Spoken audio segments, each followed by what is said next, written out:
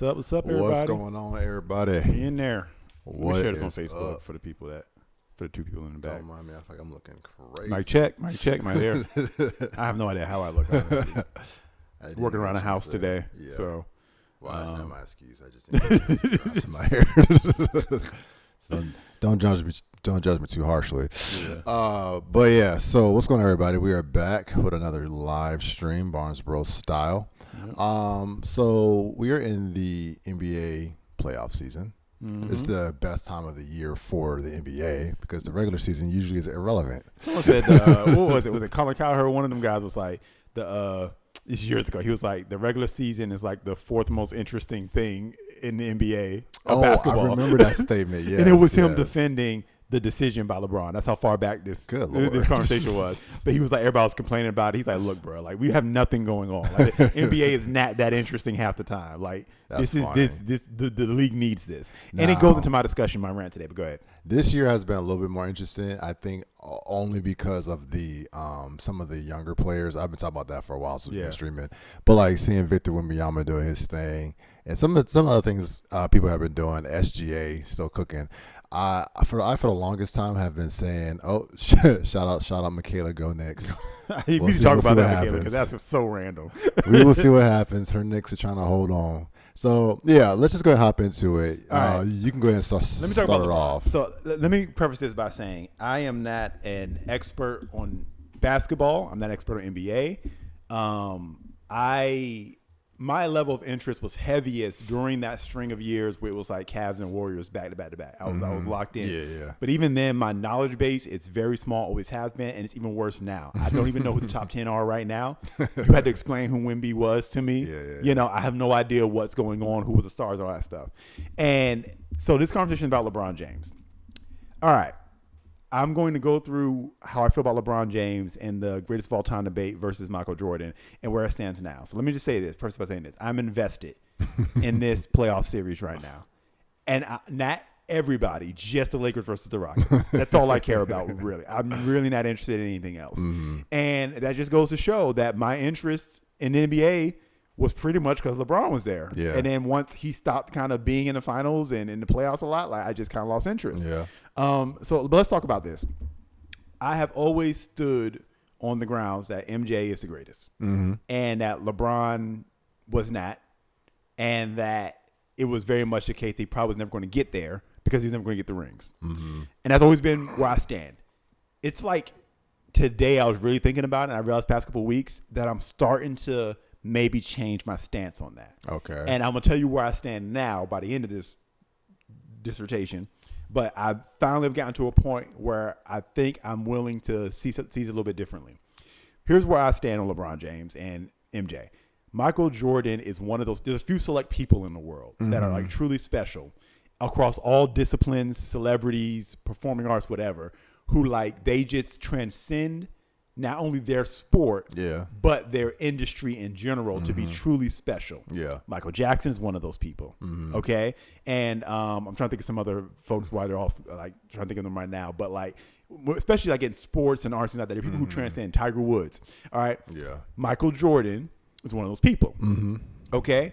And that's why I say he's the greatest of all time. Some people, when they're talking about the GOAT debate, they're just literally talking about statistics and like on the court stuff. Yeah. For me, when you're having these conversations, it goes beyond that. It goes to presence, international acclaim, name recognition, branding, all it goes to a lot more than just what happens on the court. I know. What happens on the court. That's what it's always been for me. So if you're just a on the court stats rings person, I completely understand where you're coming from. I'm not saying it's the wrong way to do it, but when I'm talking about greatest of all time, it transcends that. It goes beyond that. Right. There's some like revenue to be had in that conversation, like how much revenue you're bringing in. Are you the face of the franchise? All that kind of stuff. All right. So for me, it was always going to be Michael Jordan because here's the thing. I didn't really see Michael Jordan play because that was after my time, right? Same. So I remember seeing a game when he was on the Wizards. So that would be the only thing I ever saw, so I wouldn't. So I seen highlights, but I never seen him play. Yeah. So I'm not going to be the best judge, unbiased because I've only ever seen LeBron, right? Yeah. But from what I've seen and what I've heard and, his rings, I would say like, yeah, he's the greatest player of all time, right? Okay. And there are people who, get in the weeds on that and say it's other people, but that's fine. And I'm not going to try to fight on that because, again, I wasn't there to see it. But you have gameplay. Rings are highly important to me. If you're going to talk about the greatest of all time in basketball, I do believe rings matter. And if you had to do like percentage share of how heavy weighted something is, rings have more weight, I think, than stats, personally. I'm not saying that stats completely thrown out the window, but rings have a little bit more weight in the ranking than I think stats do. No, I think you're right. So LeBron has a greater share in the stats department, probably because he's been in the league so long. Yeah. But Michael Jordan's always going to be ahead in the rings, and I think the rings matter more. And the reason I say that is because why do you get out on that court and play? To win. The Warriors were 82-0. The game. it made it seem worse that they did that after they didn't win the championship that year. It wasn't 82-0. It was 74. Oh, I gave them 10 extra 9. games. But wasn't there like an almost undefeated season? It wasn't undefeated. It was the most wins ever. Okay, well, whatever it was. Bulls had it before. Okay. They beat it by one game. Yeah. So that's great and all, but all that matters if you win the ring. No one cares about anything but winning the ring. You will cry if you had a great season and didn't win the ring. I remember LeBron being like, what's the point? Like he said that in one of his post-game interviews because they lost. Yeah. So it's like, that's all that matters. Let's not pretend like we're out here for any other reason than to win this ring. That's what everyone franchise wants. So that matters more. All right, and Michael Jordan's got that. All right, what is it? Is it 6? Yeah, 6. Yeah, 6 rings. Okay. Yeah. How many does LeBron have at this point? 4. 4. Okay. Yeah. All right. So my issue with LeBron was he kept not getting there, and there was opportunities to get there. And if he had gotten 5, I feel like it'd be a lot closer. Yeah, he kind of got stuck in that 4. Yeah. And for me, the bubble ring has an asterisk next to it. That's the thing. It doesn't count as much. People. I know some people say it does, or it's harder. I'm sorry. There's an asterisk next to that ring. And that's just me. So all those reasons are why LeBron's like, you're not the great. Then you go into the name recognition. You can go to Timbuktu and someone knows who Michael Jordan is. Like Mike, the Jordan brand sneaker, Space Jam, like all these things that just make him larger than life. Like it's something beyond even basketball. Yeah. Like there are people who never watched a game of basketball but know who Michael Jordan is. It's something in your brain. Yeah. The number 23 has changed. When I'm at the YMCA, about to go work out in the gym, and I'm at the lockers are numbered. I gravitate to number 23. It's just like if I'm going to choose a number, I'm going to choose 23. Interesting. Okay. And if 23 is taken, then I'll go 24. So it's like, I'm like, it's just something about it. Like, do I think, am I superstitious? No, I don't think that's going to give me a better workout. Yeah. But it's like, if I'm going to choose a number of a locker, I'm going to choose the one that's associated with greatness. Like, that's just what I'm going to do. That. So that's my mindset. So it's just something about that. Like, number 23, Michael Jordan. And I don't even think if you put up a number for LeBron, it hits you that same way. You say LeBron, you know who that is. I'm not saying that. He's got worldwide recognition for sure. LeBron James. But Michael Jordan is still just something special. And I feel like LeBron never attained to that. So those are my issues as to why Michael Jordan. I've always stood on that.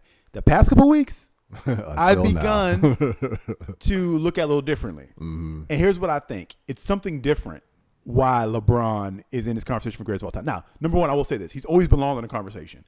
He's the only person where you're like, if you're trying to debate, it's him. I've always believed that he's the greatest player in the league and on the planet. Like anybody who ever tried to do that, I'm like, you're just hating for no reason. Like, he is the greatest player on the planet. And yes, he is the one that you should be having this conversation about. It's a deserved conversation, but he just haven't attained to that. Right. But here's what's happened recently. Something about how long he's been there. We've seen so many LeBrons. Yes. The rookie. The new great hope of the NBA. Yeah. The rebellious phase, his college years, going to the Heat. everyone kind of hating him. The Going back home, winning those rings, he had no business winning. That moment when he won that was to me when he deserved all his respect. This is for you. Because like, there's no way, because he beat the Warriors to do that, right?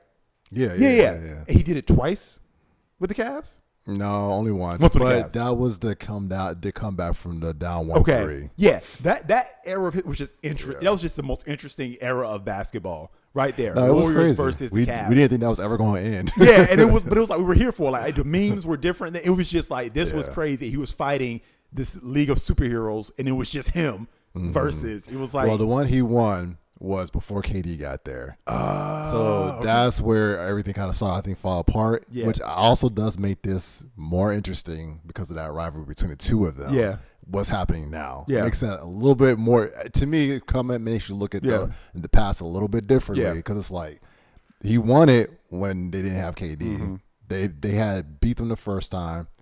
When they didn't have the second time that they played, they won. Yeah. But the first time that the Warriors beat, I believe that's when Kyrie got hurt. Okay. And Kevin Love was hurt. And that was a 3-1 comeback.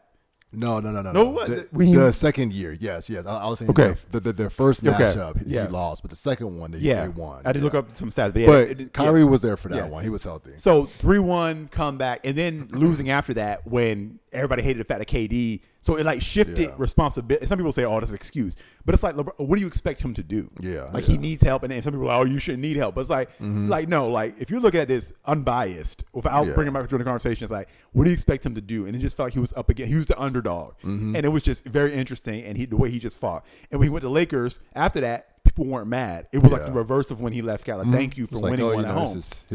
I think everyone saw him going to the Lakers as like his farewell tour. Yeah, like you deserve to do what you want to do now. Go make your money. Go build your brand even more. Do whatever.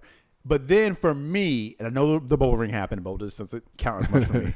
But to me, that's when he started fading into obscurity. For me, I'm not saying overall. Again, I'm not that plugged into basketball. His relevance wasn't as high. Yeah, like I didn't see him as much. The whole thing started shifting. I'm hearing more about Kawhi Leonard. You know, he had like a little era of dominance, and that kind of just vanished. But it was just like it was interesting, and it was like. But then I started losing interest, and I realized I was there for LeBron, which should tell me something about myself. You know, but anyway, so it was different. But at that point, I was thinking more and more, LeBron, you're never going to attain that status because the window's closing for you to win a ring. You're probably not going to win it.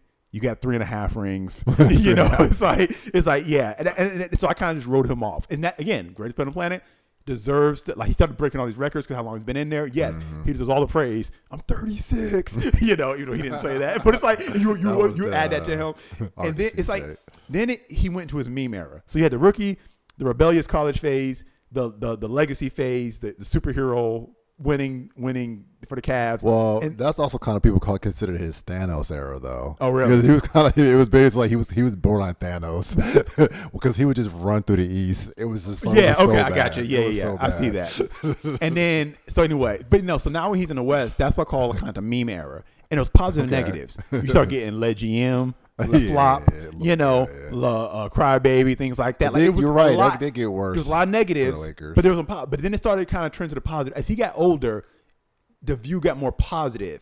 It felt like he started settling into this statesman thing. Yeah. And I think it reached his peak at the Olympics. Yeah. At the Olympics, it was like Unk status, you know, and he was like the dad of the team. And seeing him and Steph play together, it was just something special with both of them. And it's like, dang, we need him on the Golden State Warriors, you know. So it's like, and I'm like, this looks good on you, LeBron. But only he could get there. And he goes through all these phases. So like he adapts, and that's something that's different. Everybody is known for being one thing. Kobe is like Mamba mentality. Like you know who he is. Shaq is Shaq. You know, Big dominant. Diesel, Superman, whatever. Yeah. But he's one persona. But we've seen LeBron go through multiple personas, and each of them just kind of adds to the history and the legend of who LeBron is. Yeah. And I think it elevates his status in a way that's different than Michael Jordan. And so now, as I look at him now, and then we get into the Bronny era, him bringing in Bronny, it's like, I know a lot of people got opinions on that, like nepotism. What good parent is not going to use their money, reputation, their resources, their pool to give their child the best, whatever? Most parents would. And here's my thing. It ain't like he was the first pick. He was 55. Like, I don't feel like he doesn't deserve to be in the NBA. Does he need to be in the G League? He's been balling. He's been balling recently. Because, like, does he need to be in the G League? Maybe. Maybe he got there a little early? Maybe. Whatever. But it ain't like he is not someone who should be playing in the NBA. He is someone who should be playing in the NBA. Was he a year early? Does he need to be in the G League only right now? Maybe so. But from all parties, this is a good thing. LeBron deserves it. He's given everything to the NBA. If people being in the face again, like you think about the different eras of basketball. Basketball has to have stars for it to matter. Mm-hmm. It was in obscurity before Magic and Bird came. Yep. They were the two faces of it. Then you have Michael Jordan came, took it to a whole other level. LeBron was that for a bit, and then Steph came in there and kind of stole it from him. Yep. Well, like he co-shared it with him. So it's been like that. LeBron, Steph Curry, but the two of them together being the faces of the NBA. It's good for LeBron because he gets to have this story, this moment. That's good for like you can't imagine, I'm sure, what it would be like to be able to share that moment, be the first person doing it in history, but share the NBA stage with your son. So it's great for LeBron. It's great for the Lakers. Lakers, the franchise, been trying to reclaim greatness that they have not had since Kobe, right? Really? And it's just for sure. You thought it would be Lonzo Ball. You have Magic Johnson. I'm not gonna be here. It's like Lakers just kind of stumbling. That to me is the most hilarious era of like. But it's like it just they keep not hitting, and it's like, okay, do we really think that LeBron's gonna win us another ring? Maybe with the right help, but it just isn't clicking. But we can cash in on these last few years he's got. This is the most value we can get out of him. Is selling some jerseys with Braun and Bronny. This is our best chance to make some money, bring some attention to the Lakers franchise, bring some excitement to the NBA. Because everybody's going to watch it, love it or hate it. So this is good for the NBA. Is it good for Bronny? Jury's out on that. We'll see in 10 years. There'll be a documentary. He'll have to was this a good thing for me? I don't know. I think Bronny will be fine because Bronny also borderline be a celebrity. Yeah. Bronny be streaming. Yeah, but he could be a streamer. He be doing there's options now. I think he would have been okay regardless. Yeah. So it's just a different time for young different people NBA. now. It's a very different NBA. Yeah. And his brother Bryce may come in and it may be a whole different thing. He may be the one.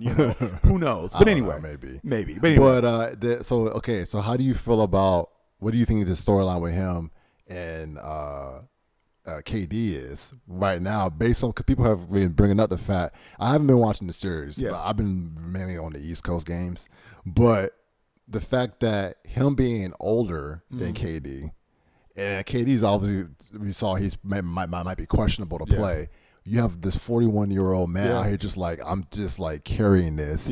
The peak of health. Like what is like looking at him versus, to me, it almost looks like it's KD is KD. His greatness is established. We know who he is as a player.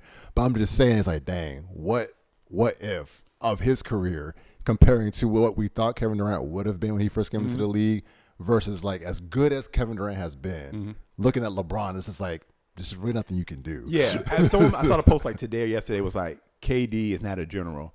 His best place to put him is to play the role of a hired gun like he was on the Warriors. And I'm like, and I agree with that. And I think sometimes we want everybody to be the same thing, and so it's always got to be a GOAT conversation. Who's the greatest? Who's the best player? It's like people have roles that they need to play. Yeah. And what I like about LeBron now is, there was maybe a point where he was the guy, but now he's more the facilitator, and whether it be A.N. or what's the dude who now everybody's going crazy about? Oh, Luke Kennard. Yeah, Kennard. Yeah, him. He's that dude, you're cooking. He facilitates or incubates greatness, and it's like again these phases he go through, and being able to see his career being 41 years old. It's like there's something great about this that. It's different about him, a quality that even Michael Jordan doesn't have. And that's why I'm now reconsidering where I stand on this debate. And so now seeing him in this era, this is probably my favorite era of LeBron. So the story to me was going good. I'm whatever, but the last thing that made me really shift my mindset to has new mindset now is going into this playoff series. You lose Luka, you lose Austin Reeves, and it's like I thought it was over. They come to him and say, we need you to be that guy again. It's like Shepard. One more mission. One more. No. It's like, you've given him everything. Not everything. Not everything. Like, this is Dark Knight Rises. You know what? Yeah, for sure. But you know what this really made me think about? All Might. I can't stop thinking about this. I've been the comment section keep talking about All Might anyway. Someone was like, I think somebody said if we lose the last embers of LeBron, it is. It's like that's what this moment is. It's 100%. It's like you could not write a better moment. This is why people think the NBA is scripted. Maybe it is, but it's like this is so perfect because now this cements him as legendary. He doesn't need to win the finals. If he can pull off this series, that's all we're asking. I mean, this series alone. Yeah, like if you do this. Big. everyone's like, now you're the greatest of all time. Yeah. And maybe I'll agree. Where I stand right now is, in my mind, there's two greatest of all times. It's Michael Jordan and LeBron James. LeBron has earned that spot. I'm not saying he exceeds Michael Jordan, but he earns that spot. He has achieved that extra something that he was lacking. Because for me, it's now, again, all on the court. He now achieves that something that's greater than basketball. The story that has been written. And like you said, yes, this is that all-might moment. This is that we're seeing you. This is your weakest. We're asking something of you that you shouldn't be able to do. But if you can just pull off that United States of Smash, just put your back into it. This would end it. Like, if you could do this, this would be amazing. And it's like, we understand if you can't, and we'll praise you if you don't. But if you do, you're cemented your status. You are legendary. And it's like, yes, use the last embers of Braun for all and do this. This is Dark Knight Rise. Like, I see, like, when I like Dark Knight Rises, and that scene when he's flying over the bay and he's looking at Gotham, and it's like, especially on a big screen, I almost like he was about to cry. It was like, yeah, okay, goodbye. Like, you thought he was going to like pass, and it's like, dang, like that moment. It's like LeBron, like, even if you lose, it's like, I see that moment. It's like, this is greatness. Like, we might be shortening your career doing this. Yeah. It's like, whatever you want after this. You want to go to Warriors, you want to go back to Cleveland, you want to, like, whatever you want, LeBron, you deserve. Because you've given everything. You were making good television for the NBA. You're doing this for the Lakers. You're doing this for the fans. And I'm locked in. So I'm going to go home and watch Game 3 after this. The NBA definitely will fill a void when he's gone. Yeah. It's going to be like that, trying to find the new symbol. Yeah. There's a lot of talented players for sure. There really are. So I think at talent level, the league will be fine. It's just who's going to, like, grab that. It's just hard for me not to make all the anime references. You can even go One Piece. Like, if you want to say that he's Roger. You know, I always say I love the Whitebeard comparison. I feel like that's perfect. If you compare him versus MJ, but like, yeah, it's gonna be a void. Like, when Michael Jordan left the league again, I was very young, so I don't remember it like this. But just knowing, being somewhat of a historian of it. Looking at how much of a void it was after he left, there was talent and people there, but it was like the NBA, I think it didn't have that again. Yeah. Until, well, no, I take that back. Because that was the beginning of the Kobe and Shaq era. So Kobe and Shaq carried that for a bit. Then, like, LeBron, to me, was like the next thing that has catapulted onward. And that was my era, the Kobe and Shaq era. That was fun, watching the Lakers. You know, that was insanely fun, just watching that dominance. The AI and all that kind of stuff. You got the Celtics, Paul Pierce and Kevin Garnett and Ray Allen, all them. Yeah, I didn't pay attention to none of that. All I remember was the Lakers and the Sixers. That's all I remember. You're talking about that specific. That's all I really remember. You know, like I said, never been super plugged into basketball. But that's where I stand now in the LeBron debate. My opinion means probably very little for my lack of understanding of all things NBA. But that's where I stand to see that. And I'm rooting for him to win this. You know, I want him to win it. I still would say MJ, because I think the thing that gets me about Michael Jordan is just the fact that, for one, it's the 6-0, never having lost in the finals. Now, he also stopped his career very early. So if he had kept going, I'm sure he would have lost the finals at some point. But is that dominance when he was? I think I remember hearing when he was after the first three-peat, people were already considering him the greatest of all time. Then he retires, comes back, and does it again. So it's just one of those things where it's like, dang, that's crazy. So for a normal person, a normal air quotes for Michael Jordan because of how crazy athletic he was, but like that was like peak athleticism, peak like, dang, someone can be able to pull this off is crazy. LeBron James is like a demigod. I've just come to accept the fact that he just is a demigod. There's no way, like, for what he has able to do with his body, the physicality, still dominating people. It's not even like it's like like he still can dominate. It's like I'm trying to think about it. Like, you're trying to power scale this. You power scale feats. Michael Jordan's feats are like what, 2 3-peats? Is that what it was? 2 3-peats. 2 3-peats. That's it. Never lost finals, things like that. Yeah, like that's my leaving, retiring, coming back, and doing it. Like, those are his feats. Averaging 30 points a game. Yeah. Multiple MVPs. LeBron's feats are 3-1 comeback, dragging a, people say, like a bum team, like, on your back, and he's carrying, fighting hand to hand. Like, sometimes feats are you don't beat the person, but you fight and almost win against someone heavy. You fight them to a standstill, kind of thing, you know. And it's like, okay, my guy didn't beat Madara, but he almost did. So it's like, that's a feat. I probably think about that a couple times every few months. To be honest with you, like, that one. That's probably in terms of. anime like moments that just lives in my head forever. Like, I have a Gar rant. I have a Gar You rant do? from Gar's perspective. It's Gar talking. I'm gonna do it on TikTok. Maybe I'll do it here to practice it, but I'm gonna do it at TikTok at some point. But it's Gara. The POV would be Gar calls an emergency meeting at the sand right after the Konoha crush. After they Orochimaru and the sand tried to destroy the village and failed. So it's like it's an emergency meeting that Gar calls back at the sand right after all that happens. Okay. That's the whole rant. Maybe we'll get to it. Wait, did this happen before the war? Or was that after? This is all part one. I'm talking about this is when Orochimaru tried to destroy the leaf. Oh, tuning exams. Oh, okay. Tuning exams. Got you. Gar calls an emergency meeting. Gar calls an emergency meeting. Gar. Okay. Getting at that moment, him. Yeah. Okay, interesting. Right after he gets carried back to the sand by his siblings. Okay. He calls an emergency meeting at the sand. And it's like I think I have an idea what you're right about. Yeah, but it's everything he has to say to his village after that. Okay, I think I have an idea of what you're going to say. Maybe we'll come back to that later. But anyways, that's where I stand on that. So I'm excited for the game tonight. I'm gonna watch it. So yeah. Shout out to LeBron, man. He's still doing it. Yeah. Shout out to Steph Curry too. I know they lost, but they got into the play-in. Yeah. And he came back just for that moment. Yeah. Him and Draymond did their thing versus the Clippers. They said potentially Draymond's last game, he gets a check. That's hilarious. But so I didn't even realize that happened. I didn't watch that game. But just from like listening to like the commentary after the fact on that, I actually did watch that game. I just didn't finish the game.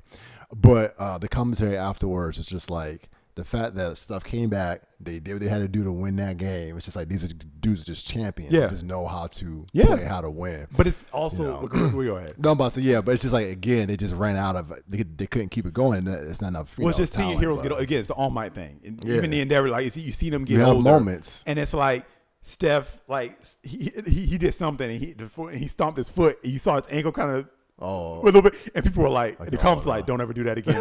Like, please don't do that again." Like, it's like you see your people break, and it's like it's the weirdest thing watching them get older. Preserve them, man. And it's like, bruh, like, oh my gosh. But I would never tell people stop playing while you're at the top. Like, no, you love this game, like, whatever. And it's very much like My Hero Academia. It's very much like that. So I was like, bro, you can't. Like, these guys are amazing. Yeah, like, those personal respect in their name. Those guys are holding. We still have players from the early 2000s or mid 2000s and like 2010ish still going right now. It's crazy to me. No, good for them.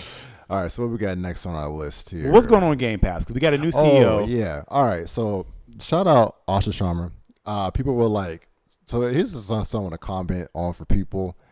Just because someone doesn't have a specific like knowledge, people are like she's not a gamer. She's not. We should be way past that. I'm like, guys. First of all, this is business. I don't give a crap if she's a gamer or not. If she knows how to do her job, we'll be fine. There's people who work for her who are gamers. Let them handle that stuff. I feel like that mattered more 10, 20 years ago. It does not matter. It's now. like you had to have that geek cred or that nerd cred. Like, oh yeah, I want to relate. Look, do your job. I think that's what most people just do a good job. Yeah. So apparently Phil Spencer, I don't know if Phil Spencer was just checked out because I thought he got fired. It was like a firing. He didn't need to let him retire. I think he may have just been done. I'm like, well, why didn't you do all this stuff? But apparently she has some vision. Or two things: either he didn't have the ideas for it, or he just really was doing other stuff, wasn't paying attention. His people underneath weren't able to do the ideas they had, so he wasn't delegating correctly, which is bad still. Even if she came in and these were ideas that were already on the table, she's a better delegator. She's like, oh yeah, let me listen to what your ideas are. So I'm not going to, even if she's not the one who's coming up with the ideas. But anyways, Game Pass has gotten lowered, price cut. And it came at the expense of Call of Duty, but nobody gives a crap. It's the funniest thing. It's not a part of Game Pass anymore. Yes, correct. Man, I don't care. So I think that maybe they will be I'd look at that. They might be on there at some point, but they are no longer day one, essentially. I think they probably pulled it all together. But Game Pass was $30 a month. It's now down to like $23 a month, which is still higher than it was. Before, I think it was at like 20 or something like that, 21. But at least it's like, it did get a price cut. So yeah, they had to pull out Call of Duty because that was a flop, I think we're beginning to see that them going out to Activision was probably the following holiday season is when Call of Duty games will come. Okay. So yeah, but apparently people just don't. it didn't move the needle enough for people to care because when they added it, it was like you're giving us something we don't really want apparently, and now we got to pay more money for it. Because you decided to go buy Activision. So maybe I'll get Game Pass. There's another thing I've been seeing speculated. I don't think it's been announced yet, but where they might do a packaging situation where essentially you can choose what parts of Game Pass you want. So you can almost like build your own. That would be bundle. dope. Yeah. So the picture, I'll see if I can find it, because the picture I saw was like showing essentially like different ones. Like if you want, do you want Game Pass to include Warcraft, War of Warcraft? Wait, what am I saying? Warcraft? World of Warcraft. Yeah, okay. Well, if you wanted to include World of Warcraft, like it had a different like main. Well, that'd be cool. Kind of build a package, and then the slider would just go up or down depending on what you add, so you know what's costing the money. That would be dope. So if you can do that, because for some people, let me see. No, Game Pass package. How do I look at that? Packages. Like build your own Game Pass. Somebody I think had it made a mock-up. Yeah. Build your own plan or something. Once I can find the pick your own Game Pass. Once I can find the picture. Because that would be dope. Image. I saw it on somebody's channel. I might have to just go to the YouTube channel I saw it on, because that might be the only way I can find it.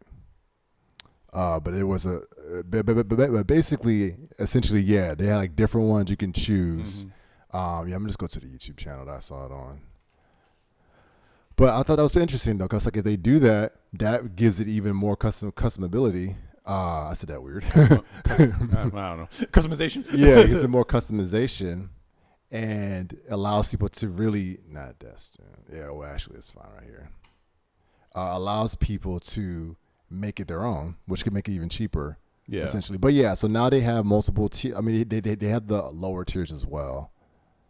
Is it this one? But yeah, we've been hearing that it's a possibility. Well, look. Here we go. First off, I'll pull this up. If I can get it to go to it. Okay. So yeah, here's the interesting. Shout out Destin YouTube channel. If that happens, that would be cool. Yeah, so you got World of Warcraft, play World of Warcraft games, Fallout, so Minecraft Realms, choose what's right for you. So essentially, if you could go in and choose these different games, because I feel like a lot of this stuff probably is what's called. You have some World of Warcraft is huge, Elder Scrolls Online huge, Minecraft, Fallout, private world server storage pack. So yeah, it'll be interesting to see. Now, what if you could like rent in a sense? What you mean by rent? Like, okay, there are certain games that are just part of whatever base package you get, and then every month you can add on, like kind of like Audible, you get credits or whatever. Like you could add on something else, but you only get it for that month, and then you swap it out with something else. Because some people just want to play a game, and then they're done. They're gonna play it again. Yeah. And some people say, "Oh, I really want this game. So I'm gonna always keep this a part of it, and it's gonna cost more. But I'm gonna just swap something out every month. I get a premium access to a premium game. You know, and but that'd be interesting because like you could do something like that. You could also do something where you have like maybe you have like a bundle where you're just there for the indies. Yeah. So like I just want the indie games and you don't have nothing else. Maybe you break it out by developer, or you do like the premium rentals like every month, almost like kind of like the GameFly model, and how Netflix used to be with. Yeah, that actually be really good. I actually like that idea. Where like I think GameFly would send you at least one. Netflix used to do this with the DVDs. Like you got one, maybe two. Yeah. And then you hold on to those for, I guess, however long, or maybe like you have a period, but you're right, before you can get something else, you got to return it. Yeah. So you can't keep it on your thing, but you pay like a monthly price for that. So yeah, that'd be interesting. Speaking of which, I've been my new trend. Last week we were talking about, well, last time we were talking about like, vibing and stuff like that. My new vibe has been watching compilations of 90s and early 2000s commercials. Really? It's just like 1 hour, 2 hour videos. That's funny. Of this guy, what's the name of his channel?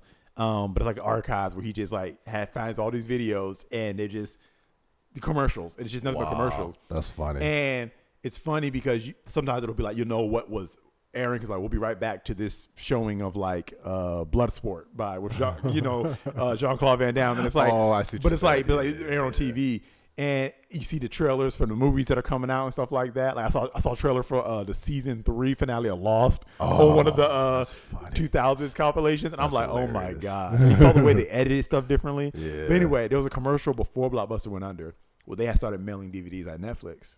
Oh, okay. And everything was like, yeah, like Netflix said, except for us, like but for Netflix, when you're done with your DVD, you got to mail it and then wait for your next one to come. He said, but with us, even though you got it in the mail, you can go to your local Blockbuster to return it and then get your next movie. You don't have to wait. And they were like, that's our, it's kind of complicated way the commercial explaining it. But I was like, oh man, that's what they were trying before they went under. Well, it was crazy. They were trying something. Yeah. Blockbuster was dope. Yeah.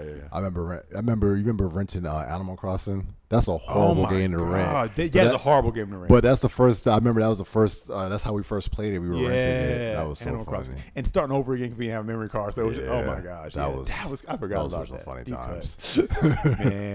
That was funny times. Okay, well, yeah, but I think that's pretty cool. Game Pass is trying Xbox in general is trying to get themselves back. The only other thing that we got to figure out is what they're going to be doing about exclusives. So that's going to be the next thing if they're bringing exclusives back. So I spent a lot of time on us thinking about that. That'll be the next thing. All right, let's talk about Avatar real quick because I want to show that meme too. All right, so it's no secret that the whole entire movie got leaked. So it is the whole movie. The entire movie got leaked. I thought it was parts of it. Here's how the leak happened. Someone claimed that someone accidentally sent it to them. Like, I don't know if they were in the press or something like that, but like they were supposed to send them something else, I guess, and they actually sent the entire movie. Dang. But see, that's crazy. There's someone sent somebody in the press, and that's who leaked, and that's who released it. Yeah, maybe it wasn't press. I can only think of just no reason why you'd be emailing somebody unless they were press them, but somehow, whatever, it got leaked. So here's my thing. Everybody's rejoicing because when you got all the scenes off TikTok, I've probably seen 10% of the movie on TikTok by now. But people were mad because originally it said it was going to be in theaters, and they said now it's going to be Paramount Plus. And people, there's still a great hatred for streaming services. I didn't realize was that hatred huge. People are like, no, well, I'm definitely pirate it now because they deserve it because they put it on Paramount Plus. I don't want Paramount Plus. And then the writers and the animators are like, please, like that still hurts us. Like, could you still not watch it? All this kind of stuff. So everybody go back and forth. Here's the thing. I'm never going to be on the side of piracy. I'm just not. Say what you want about me. I don't care. Yeah. Spend the money. Here's my thing. I've never watched any Avatar, Last Airbender universe content in a movie theater because it was always on cable television. Yeah. It was always behind a paywall to watch it. Yeah, it's true. You had to be subscribed, have Nickelodeon. Yeah. So I've never been in a scenario where you didn't have to pay something to get to it. Yeah. Paramount Plus is probably the cheapest way we've ever had to get to some kind of Last Airbender content. Point. Now, here's my thing. They said they were going to put it in movie theaters. People were hyped for it. They were going to take their families, take their kids, and now it's gone. You're mad about that? Fine. But if it's not about that, and you're just mad that I got subscribed to Paramount Plus, you realize it's cheaper. That's a good point. The amount of money it's going to cost you to pay for 1 month of Paramount Plus. Yeah. That's all you need just to watch this movie. Yeah. It's going to be way cheaper than it would take for you to take your family to go see it in the theaters. Now, again, if you just really want to see it in theaters, I got you. But if it's a money thing, out there, you're going to pay 1 month and then you're going to cancel the subscription. And then you're done. And in that month, you can watch it a billion times if you really love it. Yeah. And you wouldn't have to pay over and over again tickets for the movie theaters. So if it's a money thing, I don't understand the hatred, or you just don't like that there's so many streaming services. So you're just against streaming services, whatever. Okay, fine. But you make a good point though, because like literally you only have to pay it. That's kind of a battle on their part, to be honest with you. But yeah, like all this hype, we just gotta get Paramount Plus for 1 month. And then be done. Now, if you're timing this when they released a new sequel series, which would be a TV show, which would get someone to keep subscription, and that's that. But I mean, that was always going to be a Paramount Plus. Right. So unless people aren't planning on watching that either. Yeah. But yeah, so I don't know. I'm kind of like, oh, it's going to be Paramount Plus. Cool. I can take my time, rent it. I mean, I'm thinking of as if it's renting it, but I'm just going to pay for Paramount Plus for a little bit, watch it, be done with it. Like that's for me. So I'm cool with it personally. Yeah, no, I feel like it. I mean, I still would want to see it. Like the fact that it got leaked and stuff, I still would want to watch it because I don't even know what the condition of. I mean, maybe it got it's because it's the movie got sent to somebody. Well, it is high quality HD 4K. Oh, well. It's crazy. Like people are like, "How'd y'all get this?" And it's like because it was a digital file that was sent to somebody and it got leaked. This isn't somebody in a movie theater or the screening. Like it is the actual. That 4K. person is about to lose their job. Yeah. Probably already has lost their job. What I've seen looks dope. So I mean, I'm watching. Yeah, the animation definitely is different. Yeah, like people, I saw people talking about how it was like it doesn't look finished. I see what they're saying, but I've been noticing there's a lot more animation that's doing this style. Okay, so it's kind of like jerky, jittery, almost feel to it, and it threw me for a second. But it's like, okay, well, I don't really. It wasn't that bad. Like a couple of fights that I've seen look dope, so it's like it'll be fine as long as the fights look good. Like I'm not that crazy about the care about animation like that. I've never been like some people are very into the styles of animation. Yeah, I've never been like that. I don't really care. I pretty much can watch anything unless it just looks really. It's just hard to watch it. Like it just like this. I don't know. I'm trying to think of the last when Boruto. When they went through their worst animation phase, that was actually kind of hard to watch. Okay, it was bad. That, so when they were just like phoning it in, it was hard to not even. Well, I guess good animation is. Now I will say, shout out to good animation. I'm not saying I can't tell. I'm just saying it won't keep me from watching it because I want to talk. Just every time I get the opportunity to talk about it, I just want to talk about it. But Solo Leveling, that thing was crazy. Yeah. Like that, I was like, in terms of filmmaking, that I just feel so inspired. Like that's the first time I was like wanting to listen to the opening theme song. I was like, like it just came out. I was just like, oh shoot. I forgot what the opening song was. Yeah, that thing like it's like some like K-pop essentially like type vibe. But I'm like, man. This thing is crazy. So level was dope. It's cinematic, for sure. Yeah, that thing is crazy. But no, it's good. But anyways, it's not about Solo Leveling. But, so that happened. It's bad time for leaking. Well, I mean, I guess good time for leaking if you love leaking for that. But then bad time for leaking for One Piece. Them guys got shut down. So hopefully they're free. I don't know, but the guys who've been leaking. I mean, I don't know if they've been arrested or what. Because something happened was it last year, and I don't know if they might have got in trouble with the law. I think it was somebody out of Japan got caught. One Piece is serious. You gotta understand. One Piece is probably the highest money making manga product. It's like we got the TV show, we got the remake coming. Like One Piece is massive. That's a crazy media franchise enterprise right now. Like it's insane. They need to get on the gaming. I know I'm sure they had fighting game. I'm just saying like they need to get to be like more higher end. But yeah, so I mean One Piece is huge right now. I think it's going to get like you're going to start locking some of that stuff down. And we're getting so close to the end now. That is like, because it was a steady system of leaking. Like Tuesday, Wednesday, the leaks were out. You knew what was going to happen. Then the scans would come out, and then the issue would come out the following Sunday. Was this like an inside job? Because how people get so locked. I mean, I guess you hack it and you can never find how you're still. I don't know what their connection was. There's some. I'm sure there's like he draws it. It's got to get printed. I'm sure it's got to be duplicated to somebody in the chain of process who's feeding it over here. That's just why when people do that, I'm like, does no one care about their professionalism of what they gotta do? If they're selling off to do it, I guess so. They're making some money. I'm just assuming that you gotta be making some good money if you're doing the scans and all that stuff for One Piece, but maybe not. No, probably not. or whatever money they make, they're probably making some basic amount of money, and then they're like, okay, and I want to get some extra money by sending this over to the. But then that would make you think like, okay, well, we're not going to use you anymore. Well, yeah, I mean that if you get caught, but if like maybe it's a big process and it's hard to catch them. I don't know. I really don't know. I'm just I mean, I've always thought about leaking. Sometimes I would think that leaks happen on purpose, but in that case, that doesn't make no. Not progressively every single week. Yeah, no. So I mean, as we get close to the end here, like there's some you got to catch it. There's some major stuff happening right now. Okay, major in game stuff, and it's some stuff happening faster than you would expect it to happen. So it's like, well, that's good. How much are we about to be done? Yeah. Well, I mean, I'm glad to see that it's moving on. The storytelling has gotten faster. That's my biggest complaint about One Piece is that they just take way too long to tell the story. Now, I'll say this. The anime is now slowing down a lot. People are mad about the pacing on this because we're only getting, 16 episodes this year or something like that? Oh, okay. So the pace has slowed down for you to catch up by a lot. Okay. But that's because the arc that just started in the anime is the arc we're in the manga. It's in the same arc. So now the manga is probably closing out the arc pretty soon. Okay. Maybe the next 10 chapters, 10, 20 chapters, while it's just starting in anime. So it's going to be a ways. It's a long arc. But this one is Elbath. Elbath. Yeah. A lot of craziness happening. Yeah, okay. It's been good. So where am I at? I'm at Finish Land of Zoe. Yeah. So a whole cake. Is that well, yeah, you be a whole cake then. Yeah, I'm a whole cake. Wait, are you done with Land of Zoe? Yeah. Okay, so the big reveal happened. There's been so many reveals. Well, the reveal of there was a question that kept being asked on this island, and then once they finally climbed the little half-baked salamander or dragon thing, and they got to the top, and then they asked a question, they got a different answer.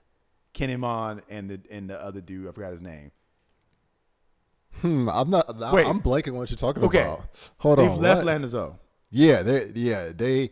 So I'm saying there was somebody, Rizzo, that they kept asking about. The Ninja. Yeah. And they kept, and every time they asked, the answer was no. And then That he's not there. Yeah. And then we found out he was there. okay, yeah. Okay, yeah. So I'm saying the twist was they were so honorable that when Jack was there, just jacking everybody up, they just wouldn't that. No, they were that loyal. got me. No, for sure. I look. I don't know where Atlanta Zoe ranks. In the community, but for me, I'm like that's top tier. That moment was a top tier. That's top tier. Like I think the whole arc is top tier, honestly, because like I mean, it's not. I get people. It's like you really just care about the action and a lot of stuff happening. So I'll give you that. It really wasn't that much action, but stuff happened. Like you got like the reveal for Sanji happened when he had to go back. Like that whole situation that you have all the stuff that's going on with them. The fact that they're connected to what's the name of the kingdom? Wano. Then you find out that the dude, that the king or their leader from Wano was with Blackbeard at some points and stuff like that. Because they knew that they said that they knew all of Blackbeard's crew, so they knew Frick, what's his name? Luffy's mentor. Shakes. You say Blackbeard. You talking about Whitebeard? I'm sorry, not White. I'm the name. Or you said Gold Roger? Gold Rogers. I didn't mean to say gotcha. Odin sailed with Gold Roger. Yes. Okay. I think I knew what you were saying, but I didn't want to spoil anything. You was like, wait, what? Okay. Yes, Odin. Yeah. Okay. Odin, you're getting there. Yeah. Was sailing with Gold Roger. Gold Roger. So it was like, he's like, oh yeah, we knew all of them. So it was like, oh shoot. But it's funny whenever Luffy meets someone who knows Shanks, he always gets so hyped. Yeah. And then someone was like, oh, something. He was like, you knew Shanks, and then like somebody said that doesn't matter. We're talking about something else. And he's like, oh yeah, matter whatever. But it is always very funny because he always gets so excited whenever people are talking about it. But it's cool to see. He was like, because like the samurais and everything, they're like, we were with Odin, so that's why we was with. That's how we knew them. And but it was a dope moment because Kinemon came out there like, Kinemon, what are you doing, man? And then they were like, yep, he was. I was like, oh shoot. Shocked, but he came out and he was like, is this something? And they were all looking and he was like, oh. And I was like, oh my goodness, they were fighting so hard to make sure that they didn't get there. I forgot that part. Yeah, that made it even more special. That was funny. The one thing I would say about the Straw Hats, as they're the most random, they're so funny. But like you really cannot take them too seriously because even when they try and be serious, they can't be because it was Nico Robin. It was who else was up there? It was Robin. Who was up on top of the tree? No. They were trying to make sure that they intercepted Kinemon and the other I don't dude. know who was all doing that. But it was three people. Who was the other one? It was so funny. Oh, it was Brooke. That's who it was. Because they were like they came up, they set it up because they were being so serious. It was like, guys, come here. It was like, yes. It was like everyone's very happy and celebrating, but we need to go ahead and stand guard and make sure that they don't get past us. So like they were sitting there and it was like, okay, who's gonna take guard first or whatever, and like they just all fell asleep. And then like you see Kinemon and them just get up and like walk right past them. I was just like, I remember that now. Yeah, it was so funny because of how serious that they were being. I was like, everyone else was just joking around, but no one realizes how important this is. I was like, it's like. We need y'all to like overthrow countries and stuff and destroy dictators. But if the plan has any more nuance than that, you can't count the straw hats to get it done. You cannot. If you need to be subtle or anything like that, do not. Oh, was Gang Veggie was there, right? Possibly. I don't know who that is. Al Capone. Oh, yeah. Because he shot what's his face? The cat dude. Yeah. What's his name? Yeah. So it's like we're still seeing people from the worst generation kind of popping up. Like they have not been forgotten. And I got to give Oda props for that. He did a good job of making sure that, like, if you introduce them before on Sabaody, they're still kind of one by one showing up. Now, can't say I've been necessarily impressed by anybody per se because they haven't had a chance to really show. So Kid got captured. So he was in prison with Kaido. Well, no, but Kaido. Kaido had him locked up. He was in prison with what's the dude's name? The dude with the cards, right? Was that him? No. He was by himself. So I don't know. Maybe they'll go more into that. I thought it was someone else who was with. I'm not that great. Maybe they just haven't showed it where I'm at. But Kaido was going through, like, they were telling him that Jack lost and all this stuff. So he was going through. Oh, and he was talking about what happened with Joker. So it's like going through all this ranting and stuff like that. And he said, all right. He told Kid, he was like, I think he said, I'm gonna let you out. Go send this message or something like that. But he was all jacked up and he was like in his prison cell. The Al Capone dude, whatever. Who else? I haven't really seen anybody else. Well, you're going to see pretty much everybody that you've been missing, just about in these next few arcs here. Okay. But it's also you start calling, I would say, Fraud Watch Fourth Generation. Fraud Watch. Y'all showed up on Sabaody like, oh yeah, we're all contenders for King of the Pirates. Yeah. And now we're seeing that some of y'all got exposed, and now y'all working for some of these emperors. That's why. Okay. That's what I was realizing. I was like, I thought people were gonna start working for people. Yeah. Luffy is it's kind of confusing because I don't know. Luffy seems to think that because Sanji has his marriage stand, that means that he's going to be working for Big Mom. Yeah. But I don't know if anyone's actually said that per se. But that's what he's like. Well, I'm not working for Big Mom, which obviously I wouldn't expect him to, but it seems like because of that union that he's thinking that Big Mom wants him to work for him. But I don't know. I don't know for her. I don't know if that's really the case or not. Well, we'll see. So we're going to Whole Cake. So this is the Big Mom arc. So it's going to be very interesting. So. And you get some cool Sanji stuff. But it's also cool that the crew is kind of split up. Yeah, like first they went ahead and now they got to go to Whole Cake, but then there's another crew that went ahead to Wano. So that's it's like it's all interesting. That's right. So you're not going to see some folks for a little bit. I think I used to not like when they split up, but I think I like it though. I think it's probably smart because there's too many of them for them all to get shine. When they're all together. On Wano or went to Wano? I know Zoro went. Okay. So I can tell you who I know for a fact went to Whole Cake and go from there. So I know that it's Nami. It's I think Chopper, obviously Luffy, that rabbit girl, whatever her name is, she snuck on board. The minks are weird to me. Is it weird? They give me weird vibes. The other dude from them, Pedro. Yeah, Pedro. Who else? Brooke is with them. Okay, Brooke. Yeah, I think that was it. I don't think Robin went with them. So Robin would be. So it must be Zoro, Robin, Frankie, who went to Wano. I'm pretty sure, Chopper was with them too. So yeah. No, I do believe Chopper's on Whole Cake. Yeah, he's on the Whole Cake with them. So, which makes sense because then that leaves Sanji obviously where he is. So yeah, okay. So pretty interesting. So yeah, you're getting some good stuff. Oh, I did. I think it was a filler, but I kind of skipped it. But I know that there was some kind of movement going on with the world. It was like the World Summit or whatever. Reverie. Oh, Reverie. So they showed what's her name? The girl from Alabasta. Vivi. Yeah, Vivi. I forgot how much she was a part of that crew.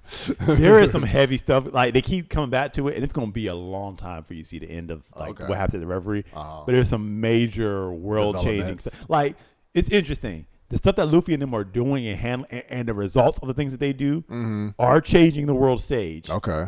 But simultaneously, like on the political side, there's other things happening in the world stage they don't know nothing about, and they're not gonna find out till like they're done with this whole stretch of this saga. That's like they're doing stuff, but stuff's also happening that has nothing to do with them. Okay, and it's all kind of like, but it's all going to affect the world together. Like I don't know how they are kind of in the middle of like they're taking on two emperors at once, low key. I know they're kind of like Luffy's like, no, like, I'm just gonna go get Sanji. I'm not messing with Big Mom right now, but I do know I picked a fight with her, so it's gonna come up at some point. But our focus is Kaido. But I'm like, I don't know how you're for sure that because I feel like you're gonna have to be fighting Big Mom if you're going to do anything messing with her to get Sanji back. So I feel like they'd be fighting two emperors at once. That's kind of what I think is gonna end up happening, which leaves Blackbeard and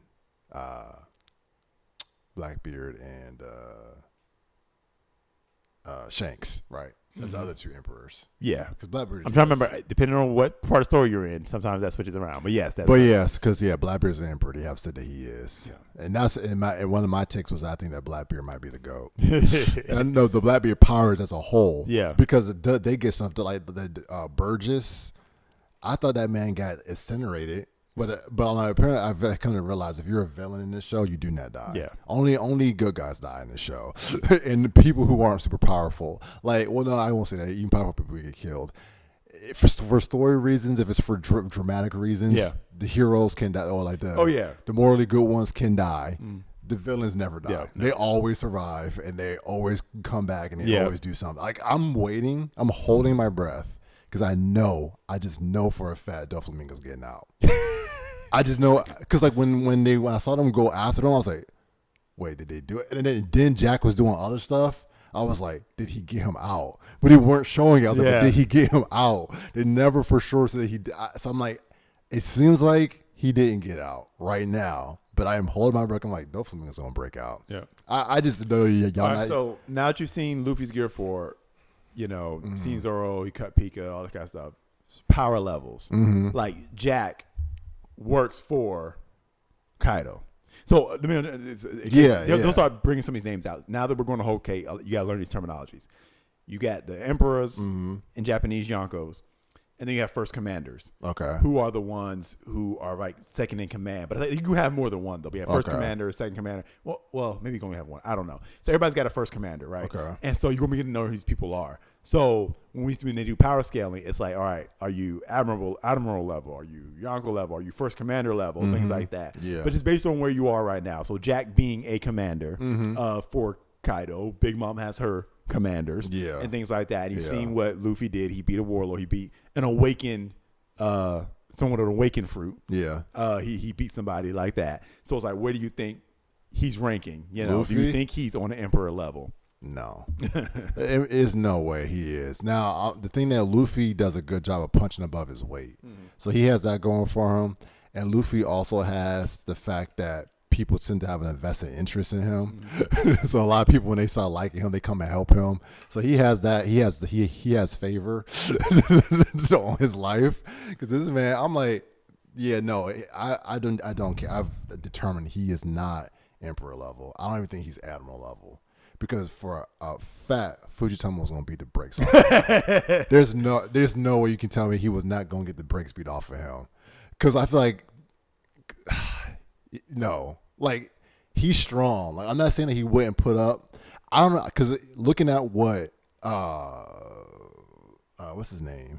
His brother. Oh, Ace or Sabo. Sabo. Looking at Sabo, I'm looking at Sabo Admiral. Yeah. I'm not 100% confident on that, but it looked like he was throwing hands. So I just don't know how hardcore Fujitomo was going at the moment. So he was throwing hands with him. At no point did Fujitora look like he was struggling. Yeah, right. I agree, but I don't feel like it didn't seem like Ace was struggling either. Sabo was struggling for real either. So that's why I don't know how hard they were trying to go. And then they came to like a draw essentially. Like he's like, I'm like, he kind of let him go. So yeah, so Luffy, at this moment is not, because he took everything to beat Doflamingo. Yeah. Now, I do believe Doflamingo could I'm trying to run all the warlords through my head. So you got Mihawk out there. Okay, shoot, I forgot about Mihawk. I was gearing to literally say I think he's the strongest warlord. I would probably agree with that. I think he's like minus no question. Mihawk. But yeah, I forgot about Mihawk. So Mihawk Mihawk's a hard one because I think I haven't seen enough of him. But what he be doing is what he be doing, how he be making Zoro look. He be like, God dang, this dude is ridiculous. And everybody seems to be scared of Zoro for the most part. Yeah. Yeah. So I think that Doflamingo is the toughest warlord he could have fought because he never really struggled that much with warlords. Like sometimes, but it wasn't like I'm thinking about. Obviously, his issue with Crocodile was he didn't know how to touch him. Yeah. It never felt like the issue. I mean, the last fight, whatever. But I had to go back and watch it. But the main issue was, how do I touch you? Yeah. Once he figured that out, he beat him. Right. Like he had a long drawn out fight like with Arlong. Yeah. And he beat him. Horty Jones, I would say is that same. I mean, but I'm just saying. I think he was stronger than Arlong, and because of those little things they had, he's not. Saying, but I'm just talking about someone on that level. Yeah. So you're right. Once he figures it out, that's not the case though. I don't think with Doflamingo. No. And to be honest with you, how did that fight actually end? I mean, he got off his Kong gun or whatever it was called, Kong Gatling or something. But Doflamingo kept coming back. So I mean, here's the thing. Luffy was evidently had the firepower to pack the punch to beat him because he just punched him to he beat him. Yeah. But he kept burning out. You're right. So it's like, okay, Luffy, you are strong enough. You're stronger than Doflamingo. You are, but you only pulled it off because you were able to get your stamina back. Mm-hmm. So Luffy's issue is a stamina issue at this point. Yeah. And like, so how strong are you? Are you like, so much in that stamina? Did you take out Doflamingo pretty easy? Like, was it like? Oh, like you're saying, like if do he you had not have a punch harder than that? Like that is your strongest punch. Okay. So that was all your strength, or was it you landed it and so you beat him? Mm-hmm. You know, you had to figure out how to land it. You landed it and you beat him, and you could do that again pretty easy if you could just figure out your stamina issue. Yeah. Like what is your actual strength level? Yeah. And that's kind of the thing with Luffy because it's a huge stamina thing. So like he's being nerfed by his own stamina, but it's like how strong are you actually? Well, I think that's a big part of it though, because so it's almost like a video game RPG. He puts all his stats into his strength, but not his stamina. But every warlord, like at this high level, every like admiral, all of them seem to have high stamina. Yeah. Like when you think about like if he's stronger than Doflamingo, well, Doflamingo got him for stamina because he kept coming back, and like all the other like his durability is high. So I feel like that plays a part in it. Strength is up there. Obviously, Luffy's very durable. He is very durable. But if stamina is like a part of your attributes, I think that's why he definitely needs to level that one up. Yeah. I feel like a lot of people are good. Like you just can't take them like that. Like I don't know what they would have done with Jack if they had been on Zoe, to be honest with you, because I'm like, they never like. I don't know how strong the king dudes are, like I forgot their names. Wild Dog, Storm, and whatever. Like, I don't know how strong they are, so it's hard to place people who aren't ranks because you don't know where they fall into like the lines of things. But they seem pretty strong. Yeah. So I don't know maybe if all the Straw Hats are there, maybe they would have taken those guys out, maybe. But I'm assuming he's probably gonna be.